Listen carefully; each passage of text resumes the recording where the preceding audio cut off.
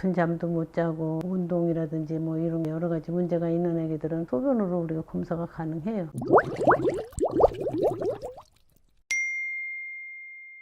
자, 원장님 오늘 진행할 컨텐츠는요, 저희 구독자분들 중에 댓글로 신경전달물질이 아이의 성장 발달에 어떻게 영향을 끼치는지 궁금해 하시는 분이 계셨어요. 그래서 원장님이 생화학 유전학 전문의로서 그런 신경전달물질이 아이 성장 발달에 어떻게 끼치는지 설명을 해주는 컨텐츠가 있었으면 좋겠다 싶어서 오늘은 그 주제로 컨텐츠를 진행해 보겠습니다. 사실 신경전달물질이라 그러면 좀 어렵게 들리는데 좀 간단하게 설명을 해주실 수 있을까요?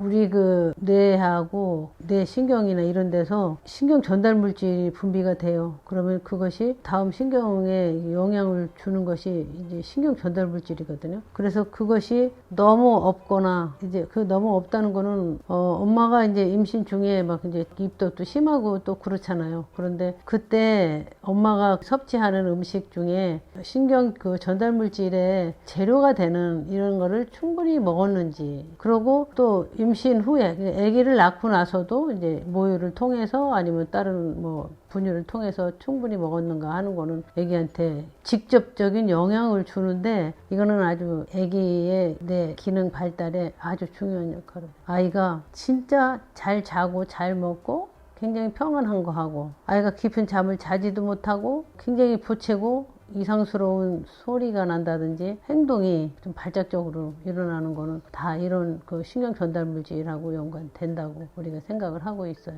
그래서 엄마가 먹는 것은 진짜 중요해요. 어렸을 때 보면 집안 어른들이 엄마한테 뭐 특별한 거를 먹이는 거를 아마 봤어요. 뭘 먹이는가 하면 그 큰 잉어하고 닭, 뭐 장닭인가? 이런 닭하고 두 가지를 합쳐서 무슨 봉황? 뭐 이런 이야기를 하면서 그런 거를 끓여서 엄마가 될 사람한테 이제 그런 거를 이렇게 먹이는 걸 봤거든요. 그러니까 우리 그 조상들도 이런 어떤 지혜가 있었던 것 같아요. 그 물고기에서 나오는 그런 성분, 아미노산하고 닭에서 나오는 그런 아미노산 성분이 아기를 가지는 사람, 그러니까 아기가 이제 처음에 임신 중에 벌써 그 굉장히 중요한 성분이 있어야 되잖아요. 그때 아마 그거를 강조하기 위해서 봉황탕이라고 산모를 먹이는 거를 좀 봤거든요. 그래서 이게 이런 거는 우리나라의 그 어른들이 옛날에 이런 거를 하는 데는 어떤 의미가 있었다 이렇게 생각 들기도 해요. 그래서 이제 그거는 이제 옛날 얘기지만 이제 실제로 요즘 미국이나 이제 뭐 유럽의 그 학계에서 아기 신경 전달 물질이 상당히 관심이 대상이 되거든요. 왜 그런가 하면 벌써 임신해서 아기 태어나기 전부터 아기한테 충분한 영양, 그 중에서 신경 전달 물질이 균형 있게 잘 가도록 이런 질적인 부분이 아이가 태어나기 전부터 시작해서 태어나서까지 아기가 그 먹는 그 음식 중에 이 신경 전달 물질을 균형 있게 잘 유지하는 것은 아기의 뇌의 성장에 아주 중요한 그런 역할을 한다. 많이들 그 학계에서 이야기하고 있습니다. 그러면 요즘 신경전달물질이라는 게 아이 육아에 관련돼 있어서 그런 질적인 육아 수준을 높이기 위해서 많이 연구가 되고 있다고 하는데, 그런 신경전달물질의 종류는 어떤 게 있어요? 뭐 신경 전달 물질의 종류는 뭐 예를 들어서 이제 도파민, 세로토닌, 에피네프린, 노르에피네프린 이런 여러 가지의 그 신경 전달 물질이 있잖아요. 그리고 아세틸콜린 뭐 이런 여러 가지 신경 전달 물질이 있는데, 이런 것들이 다 필요한 부위에 적당량이 잘 조절이 되고 유지가 돼야 아이의 이 뇌 신경 발달이 아주 원활하게 이루어지는 거죠. 그러면 육아, 아이한테 있어서 성장 발달에 미치는 영향이 어떤 게 있을까요? 가장 중요한 것은 뇌 신경 발달이에요. 그게 아이가 잠을 자는 거, 또 깨서 그 정신이 이렇게 말짱하게 얼러트한 그런 이제 상태에서 아기가 움직이는 거, 이런 것들이 수면뿐만 아니고 아기의 그 행동 발달에 다 영향을 주는 거예요. 그래서 애가 잠을 잘 때는 잠을 진짜 푹 자야 되잖아요. 그 푹 자지 못하는 것이 이제 엄마가 그 먹는 음식의 단백질 중에 특히 트립토판하고 발린이라는 아미노산, 진짜 엄마가 먹는 것이 얼마나 중요한가, 아기 뇌 발달에. 그래서 이제 그런 거에 대한 아마 인식이 높아지고 이쪽에 그 연구가 상당히 이제 활발하게 이루어지고 있고, 임신을 해서 아이가 자라나는 엄마들에게 상당히 이제 강조되고 있죠.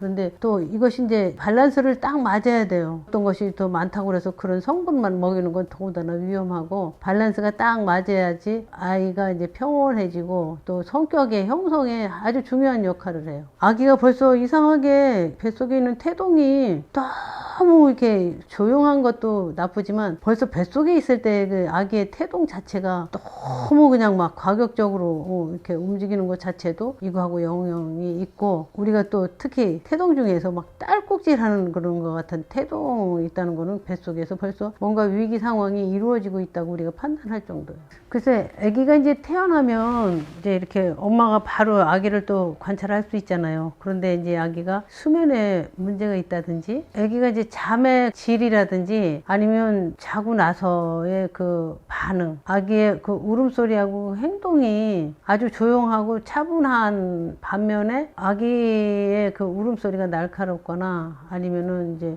잠을 깊이 자지 못하거나 평온하게 잠을 자지 못할 경우에는 우리가 혹시 아기 잠과 연관된 그 세로토닌이라고 연관될 수도 있겠다 하는 이제 그런 가능성을 생각을 해야 한다고.